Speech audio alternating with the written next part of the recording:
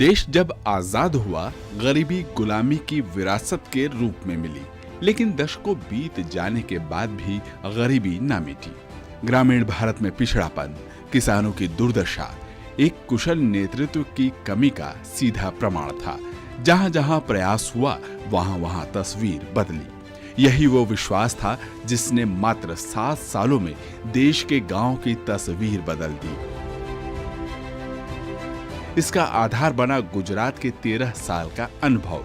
मंत्र था खेती के अलावा पशुपालन और गृह उद्योग को बढ़ावा। पहले महिलाओं की बेबसी और युवाओं के मुरझाए चेहरे दिखाई देते थे। गांव के गलियारों में सपनों के पूरा होने की कोई उम्मीद की किरण नजर नहीं आती थी। बड़े बड़े दावों और वादों के नारों के बीच जनता अपनी सरकारों को दशकों तक चुनती रही, लेकिन ढाक के वही 3 पार। शायद देश को गरीबी से मुक्ति दिलाने की इच्छा शक्ति राजनीति से जैसे कोसों दूर थी। लेकिन समय बदला और नए भारत का वक्त आया। राजनीति में सेवा, समर्पण और सुशासन की भावना ने विकास का नया ताना बाना बुना। हमारे गांव भारत के विकास और आत्मनिर्भरता के अहम केंद्र रहे हैं।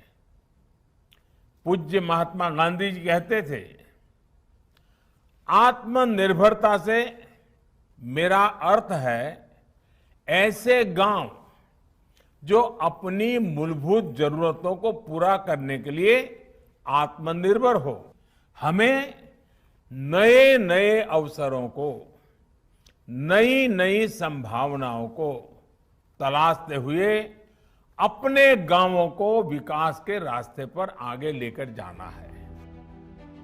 गांधी के ग्राम सुराज को जमीनी स्तर पर लागू करने की शुरुआत हुई। इसको जमीन पर लाने का प्रयोग गुजरात के पुंसरी गांव में हुआ। राजस्थान सीमा से लगा बेहद ही पिछड़ा इलाका था गांव पुंसरी। इस गांव के युवा सरपंच हिमांशु पटेल ने गांव का कायाकल्प किया, लेकिन ये संभव हुआ उस मार्गदर्शन से जो गुजरात राज्य के मुख्यमंत्री ने उन्हें दिया। विकास का ताना बना बुना युवा हिमांशु ने नरेंद्र भाई के सपनों को साकार करने के लिए। ये वो मॉडल है जो आज देश दुनिया के लिए मिसाल बन गया है। इस पुंसरी गांव के बाशिंदों के दिल में गांधी का गांव है, जिसे डिजिटल साकार किया युवा नेतृत्व ने। पीछे रही सेवा की भावना और समर्पण भरा प्रयास। यहाँ की सुविधाओं पर नजर डाली। गांव में city bus, public announcement system, बच्चों के लिए कंप्यूटर, आधुनिक सरकारी स्कूल, पंचायत का ऑफिस, डिजिटल राशन केंद्र, गोबर गैस प्लांट जो गांव की बिजली भी बनाता है।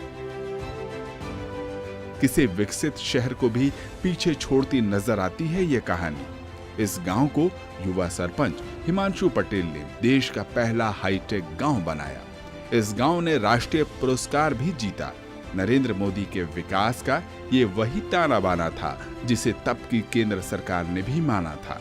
युवा हौसलों को बुलंद करने और गांवों के कायाकल्प की प्रेरणा कुछ खास थी। खुद मानते हैं हिमांशु, उस समय गुजरात के मुख्यमंत्री नरेंद्र दामोदर दास मोदी ने उन्हें पूरी छूट दी। राजनीति में सेवा और समर्पण का एक जीता जागता उदाहरण है आज के हमारे प्रधानमंत्री। देश के प्रधानमंत्री नरेंद्र भाई मोदी जी के नेतृत्व में खास करके ग्रामीण क्षेत्र में जो डिजिटल इंडिया का जो असर देखने को मिल रहा है, वो काफ़ी व्यापक प्रमाण में गांव के लोगों को सरलता प्रदान करता है। गांव के फार्मर की लैंड रिकॉर्ड हो या गांव में टेक्नोलॉजी का व्याप कैसे विस्तार किया जाए, कैसे स्कूल एजुकेशन में, प्राइमरी एजुकेशन में कैसे डिजिटलाइजेशन फॉर्म में लेके बच्चों के अंदर शिक्षा के स्वरूप में भी उसको अच्छी तरीके से इम्प्लीमेंट किया जाए, ये सारी चीज़ें स्पेशली मेरे गांव में हुई। और प्रधानमंत्री जी के नेतृत्व में पूरे देश में ये डिजिटल इंडिया की मूवमेंट से बहुत सारा फायदा भी देश को हुआ है। और देश के ग्रामीण क्षेत्र भी दिन प्रतिदिन इस टेक्नोलॉजी का निरंतर उपयोग करते हुए आगामी दिनों में भी गांव एक डिजिटल इंडिया मूवमेंट में जुड़ने की तैयारी में लगे हुए हैं। मुख्यमंत्री रहते हुए नरेंद्र मोदी गांव को तकनीक से जोड़ रहे थे। विकास की सोच को जमीनी स्तर पर लागू करने का खाका खींच रहे थे। उन्होंने पंचायती राज व्यवस्था मजबूत की, दिन रात गांव के उद्धार में लग गए। उनकी मेहनत रंग लाई। नरेंद्र मोदी की जन सेवा और सतत प्रयास के चलते गुजरात का गांव चमक गया। 13 साल के कार्यकाल में गुजरात में खेती देश से 3 गुना बेहतर हो गई।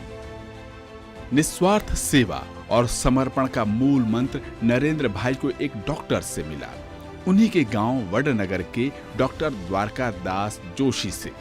डॉक्टर जोशी गांव के विकास को रोकने वाली दलीय स्थानिक राजनीति के कड़े आलोचक थे।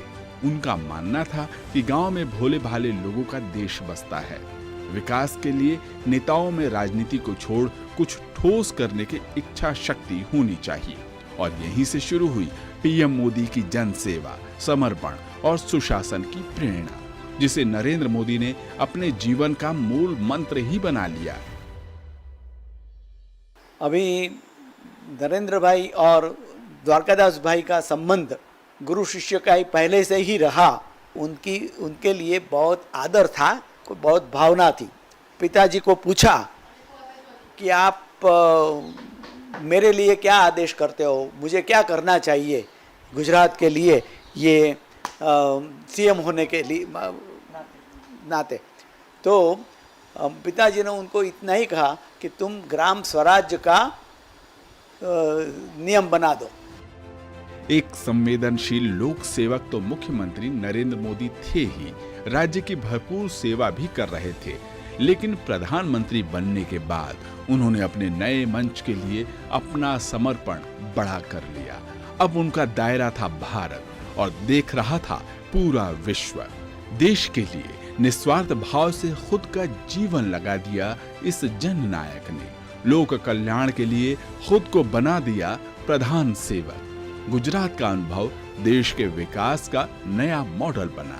पीएम बनने के बाद संकल्प को सिद्धि बनाने में लग गए मोदी, क्योंकि उन्हें पता था कि किसी भी देश के विकास की नींव गांव के उद्धार में ही है। बीते 7 वर्षों में शुरू हुई अनेक योजनाओं का लाभ करोड़ों गरीबों को उनके घर तक पहुंचा है। उज्ज्वला से लेकर आयुष्मान भारत की ये ताकत आज देश का हर गरीब जानता है।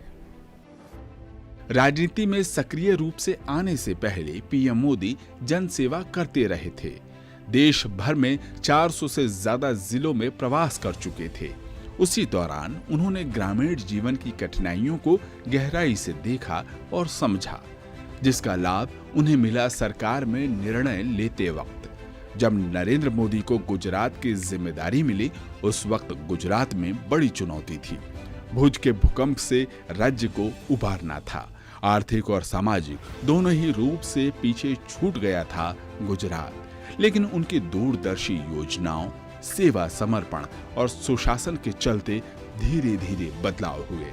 गुजरात में उनके पहले कार्यकाल के दौरान ही सकल घरेलू उत्पाद में 10% तक की बढ़ोतरी हुई।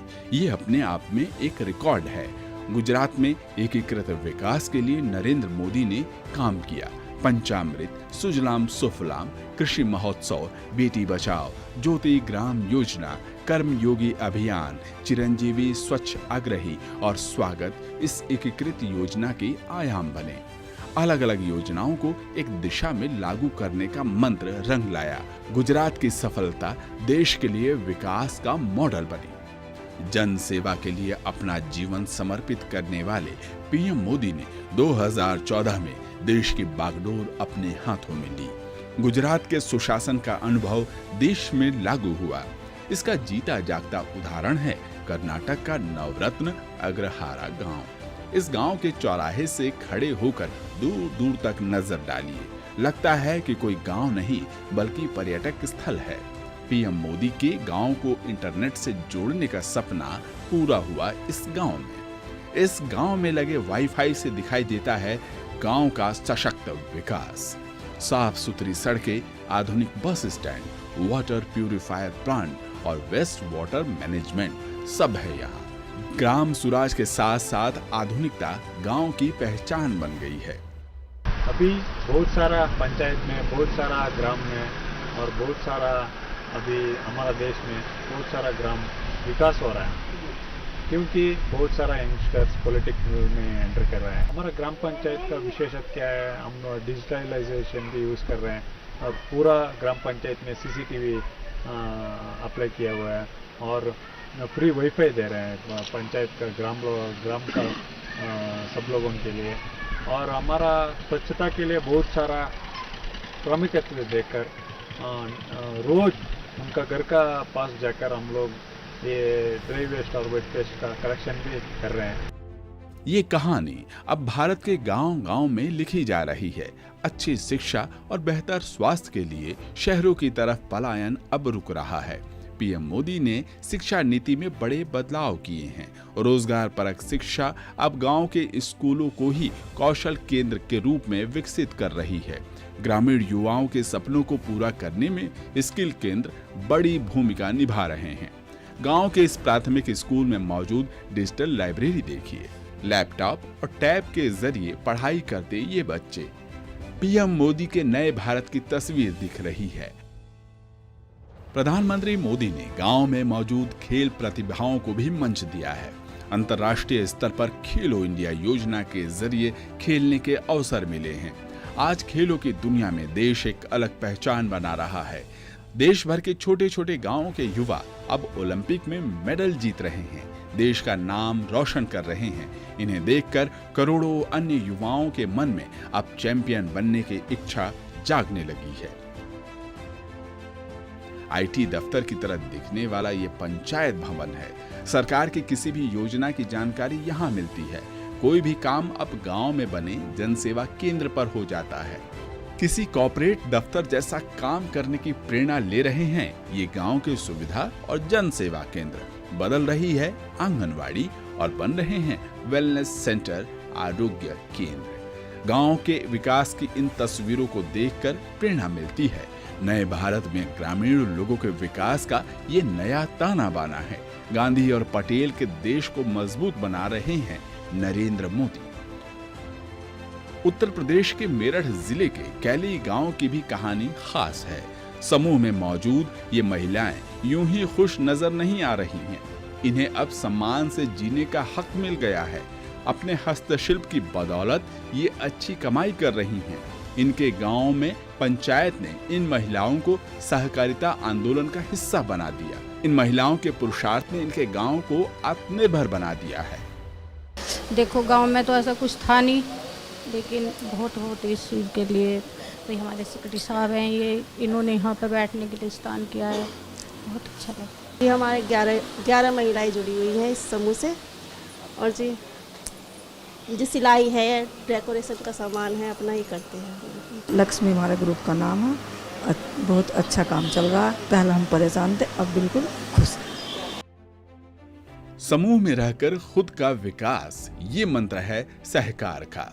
गांव और समाज को भी नई राह दिखाना, ये मकसद था सरदार वल्लभ भाई पटेल का, जिन्होंने सहकारी आंदोलन का प्रयोग गुजरात में सफल बनाया। पीएम मोदी ने मुख्यमंत्री रहते हुए सरदार वल्लभ भाई पटेल के सहकारी आंदोलन को रफ्तार दी। गुजरात का सहकारी आंदोलन तो दुनिया जानती थी। गुजरात के आणंद में मौजूद अमूल किसी परिचय का मोहताज नहीं है, लेकिन कैसे गुजरात के अमरेली जिले में सुदूर इलाकों के लोगों को सहकार मॉडल से जोड़ा गया, वो एक अलग कहानी है। आज यहाँ के किसान खाद भी बनाते हैं, पशु चारा भी बेचते हैं और खुद की कमाई तो कर ही रहे हैं। राज्य की अर्थव्यवस्था ग्रामीण अंचल से मजबूत हो रहा है।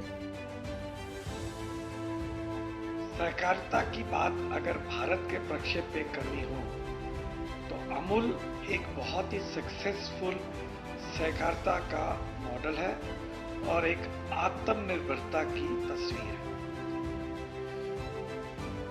देश ही नहीं, दुनिया के लिए सहकारी समिति विकास का मॉडल है। ये दुनिया को प्रेरित कर रहा है। सहकार से समृद्धि के रास्ते पर गुजरात का अनुभव अब दुनिया भी जानना चाहती है। देश की एक एक पंचायत तक पहुंचे सहकारिता का मॉडल, ये सपना है पीएम मोदी का। पीएम नरेंद्र मोदी अब देश को सहकार की खुशहाली के रास्ते पर ले चलने का प्रण बना चुके हैं। नए सहकारिता मंत्रालय का गठन इसलिए हुआ है, सहकार के जरिए लोगों को आत्मनिर्भर बनाने की सोच जाग चुकी है। सहकारिता आंदोलन गांव-गांव तक पहुंचाने में मोदी सरकार लग गई है। सहकारवाद हमारी परंपरा, हमारी संस्कारों के भी अनुकूल है। कोऑपरेटिव ये सिर्फ कानून नियमों की जंजाल वाली एक व्यवस्था नहीं है, बल्कि कोऑपरेटिव एक स्पिरिट है, कोऑपरेटिव एक संस्कार है, एक कोऑपरेटिव एक सामूहिक चलने की मन प्रवृत्ति है। उनका सशक्तिकरण हो, इसके लिए हमने अलग मंत्रालय बनाया कर इस दिशा में कदम उठाया है। प्रधानमंत्री नरेंद्र मोदी ने वडनगर जैसे छोटे से गांव से संघर्ष शुरू किया था। गरीबी की नींव में तपकर आज विश्व मंच तक पहुंचे हैं। भारत की बुनियाद को मजबूत बनाया है। वो आज भी मानते हैं जीवन एक सीखने की सतत प्रक्रिया है। वो ये बात कहते हैं, आज भी वो बच्चों से, युवाओं से, ग्रामीण जीवन से प्रेरणा लेते हैं। तकनीक के नए विचार से जितना भी संभव हो सीखा जाए, इसी प्रयास में मोदी जी लगे रहते हैं। गांव में जन सेवा से सहकारी आंदोलन की अलग पूरे देश में जले। बिहार जैसे पिछड़े राज्यों में गांव के लोगों को भी सहकार मिले। वहीं का युवा किस्मत लिखे विकास के इस नए ताने बाने का, जिसका नाम है सहकार। बिहार के पटना से 50 किलोमीटर दूर है मनेर गांव। यहाँ शोभा देवी, राजकुमारी, पार्वती जैसे गरीब महिलाएं एक समय खेती मजदूरी करती थी। फसलों की कटाई बुआई के अलावा कोई काम धंधा इनके पास नहीं था। परिवार का पालन पोषण करना ही इनके लिए जीवन की सबसे बड़ी चुनौती थी। लेकिन पीएम मोदी के सहकार मॉडल ने समृद्धि की सोच का बीज बोया। बिहार के इन इलाकों में ये अलग जग चुकी है। अब ये महिलाएं मोदी सरकार की योजनाओं का लाभ ले रही हैं। प्रधानमंत्री नरेंद्र मोदी का सहकारी आंदोलन रोजगार भी दे रहा है और स्वरोजगार का हौसला भी। किसानों, ग्रामीणों, कारीगरों, भूमिहीन मजदूरों की जिंदगी बदल रहा है। महिलाएं घर की आय बढ़ी। हमारी पहले लाइट नहीं थी, तो अब लाइट आ गई तो हमारे बच्चे थे पहले दिन ही चलाते थे, दिन ही चला के तो बसर था वो नहीं हो रहा था। अब लाइट तो चल रही है तो हमारे बच्चे भी थोड़ा पढ़ाई करेंगे, पढ़ाई की तरफ ध्यान देंगे और माशाल्लाह तो ध्यान देके तो ये मुलाजिम बन सकते हैं। इनका सपना भी अच्छा होगा। बिजली आने से हमें बहुत फ़ायदा हुआ। हमारे छोटे बच्चे जो स्कूल जाते थे ना, उस टाइम में जब टीचर उनको बोलते थे कि शाम को पढ़ाई करना, जब अंधेरे में दिने लगा जलाते थे, उस दिने जलाकर हमारे बच्चे पढ़ते थे। हमें बहुत दिक्कत आती थी। आज जब ये बिजली चली कि कुछ अरसे में इनने बिजली स्टोर कर दी। एक साल में 2-3 महीने में इनने बिजली हमें चला कर दी। ग्रामीण भारत की महिलाओं को धुएं और मिट्टी के चूल्हों से आजादी दिलाई उज्ज्वला गैस योजना ने। इस योजना के माध्यम से गांव के कई लाख घरों तक एलपीजी के कनेक्शन मुफ्त दिए गए। उज्ज्वला योजना से गैस पाया ना, अभी मैं 2 घंटा में मेरा खाना खत्म हो जाता है, बना देती हूँ। फिर इसी के टाइम जो निकलते हैं ना, वो टाइम से मैं जाकर कुछ काम करके कमाती हूँ। वो काम ही मेरा सिले का दुकान है, वही इसे मैं अपना गुजरान मेंटाती हूँ और मेरा दवाई खर्च वही ये करती हूँ। पहले हम लकड़ी के चूल्हे में जलाते थे, फिर उसमें धुआं निकलता था, फिर वो मुंह में जाता था। हम बच्चे को भी ध्यान नहीं दे पाते थे, तो इसलिए हमने अप्लाई किया उजाला हमको, तो अप्लाई करने से ये मिला। इसमें फ़ायदा ये है कि हम बच्चे को भी देख सकते हैं, हमारा टाइम भी बचता है और धुआं भी नहीं निकलता है। हम जल्दी से कुछ बना भी सकते हैं, उसमें धुआं भी नहीं निकलता है। इतना ही नहीं, पंचायतों ने गांव-गांव की सड़कों को पक्का किया, सोलर से जलने वाले स्ट्रीट लाइटें लगाईं। अब शहरों में ही नहीं, गांव की गलियों में नए भारत की कहानी है, जो गांव के युवा खुद लिख रहे हैं। प्रधानमंत्री नरेंद्र मोदी की सेवा, समर्पण और सुशासन की दूरदर्शी सोच से देश जुड़ गया है। हर क्षेत्र में तकनीक को बढ़ावा देने की पहल है। दिन रात राष्ट्र और जन सेवा के लिए कार्य करने की इच्छा शक्ति एक प्रेरणा है युवाओं के लिए। कारण है, नया भारत अब अपने सपनों को पूरा करने का मन बना चुका है।